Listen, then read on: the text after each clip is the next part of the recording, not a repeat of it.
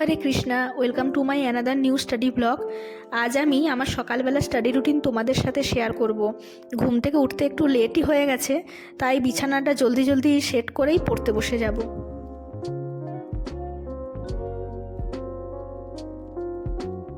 আমি এখন নন Pharma part start করেছি, জেনারেল সায়েন্স দিয়েই শুরু করেছি। আমি বরাবরই বুককে ফার্স্ট প্রায়োরিটি দিই। ফার্স্টে বুকটা কমপ্লিট করব, দেন আমার কাছে একটা নন ফার্মা পার্টের জন্য একটা ভালো বই আছে, এটা আমি বহু বছর আগে কিনেছিলাম। তো সেখান থেকে আমি কোশ্চেন সেটগুলো প্র্যাকটিস করব, আর তারপরে আমি ইউটিউবে দিয়ে সার্চ করব যে কীরকম কী কোশ্চেন আসছে না আসছে, তারপর সেখান থেকে আমি প্র্যাকটিস করব। আজ আমি বেশি টার্গেট রাখিনি, কারণ আমাকে আজকে রান্না করতে হবে। মামুনি বাড়িতে নেই, আমি পাপাই আর মিনকু আছে। আশা করছি তোমাদের সবাইকার পড়াশোনা ভালোই চলছে। এক্সাম তো একদমই কাছে চলে এসছে, রিভিশন দিতে একদম ভুলো না। যাদের সিলেবাস কমপ্লিট হয়ে গেছে তারা রিভিশন আর মক দিতে শুরু করে দাও। এখানে আমি কিছু সিম্পল জিনিস রান্না করছি। আজকে বহু বছর পর আমি রান্নাঘরে ঢুকেছি, নর্মালি করাই হয় না আমার রান্না। তো এখানে আমি ভাজা ভাত করে নিচ্ছি, খুব ইজি রান্না, চটজলদি হয়েও যায়, কোনো রকম ঝুটঝামেলা করতে হয় না, আর এটা খেতে খুব টেস্টি হয়। আর এটা আমি করলাম এই জন্যে, কারণ এটা এতটাই ভালো হয় খেতে যে খুব একটা তরকারি দরকার হয় না, তাই এটাই আমি চুজ করলাম। কারণ যদি শুধু ভাত করতাম তাহলে আবার আমাকে তরকারির ঝামেলা করতে হতো। শর্ট করে তোমাদেরকে রেসিপিটা বলে দিচ্ছি। ফার্স্টে কড়াইয়ের মধ্যে কালো জিরে আর নর্মাল যে জিরে হয় দুটোই আমি ফোড়ন দিয়েছিলাম। তারপরে একটু আদা গ্রেট করে দিলাম।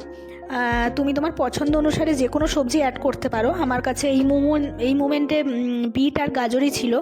দেন ভাতের মধ্যে জিরে গুঁড়ো, হলুদ গুঁড়ো, লঙ্কা গুঁড়ো মাখিয়ে রেখে দিয়েছিলাম। যখন সব সবজিগুলো ভাজা হয়ে গেল তখন ভাতটা জাস্ট অ্যাড করে দিলাম, আর তার সাথে কিছু কিশমিশ আর কাজু বাদাম যোগ করলাম। হামানদিস্তা দিয়ে গোটা গোলমরিচটাকে পিষে শেষে ওটা অ্যাড করলাম, আর একদম লাস্টে বাটার দিয়ে ঢাকনা লাগিয়ে দিলাম। ঢাকনাটা এই জন্যই লাগালাম যাতে বাটারের গন্ধটা বেরিয়ে না যায়। ওকে, রান্না শেষ। এবারে খেয়ে দিয়ে আমি চলে এসেছি দুপুরবেলায় ছাদে পড়তে। ঘরগুলো এত ঠান্ডা, ভালো লাগছে না ঘরের মধ্যে পড়তে, কিন্তু এখানে এত রোদ উঠেছে, কতক্ষণ বসতে পারবো বুঝতে পারছি না।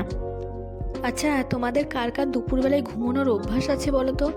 আমার প্রচণ্ড পরিমাণে দুপুরবেলায় ভাত খাওয়ার পর ঘুম পাই, কিছুতেই সেটাকে অ্যাভয়েড করতে পারছি না। তো এটার যদি তোমাদের কাছে কোনো উপায় জানা থাকে আমাকে একটু প্লিজ জানিও, কারণ এই ভাত ঘুমের জন্যই খুব অসুবিধা হচ্ছে পড়ার। কিন্তু ভাত খাওয়ার পর এত ঘুম পাচ্ছে, মাঝে মাঝে ভাবছি যে ভাতটাকে স্কিপ করে দেবো, কিন্তু আবার ভাত ছাড়া আমি আবার থাকতেও পারি না। মামুনি বাড়িতে নেই, এত বাড়িটা ফাঁকা লাগছে যে কি বলবো। আর সব থেকে বড় অসুবিধা হয়ে গেছে মিঙ্কু হচ্ছে প্রচণ্ড মামুনি ঘেঁষা। ঘুমানোর সময় মাকে চায়, খাবারের সময় মাকে চায়। মিঙ্কুর খুব অসুবিধা হয়ে গেছে, সেটা আমরা বুঝতে পারছি। জানি না মামুনি কবে আসবে। আমার এক বন্ধু এই শান্তিনিকেতন থেকে এই পার্সটা আমার জন্য এনে দিয়েছে, থ্যাংক ইউ ভাই এনে দেওয়ার জন্য। আচ্ছা চলো, ভিডিওটা এখানেই শেষ করছি, দেখা হবে পরের একটা নতুন ভিডিওতে। ওকে, বাই।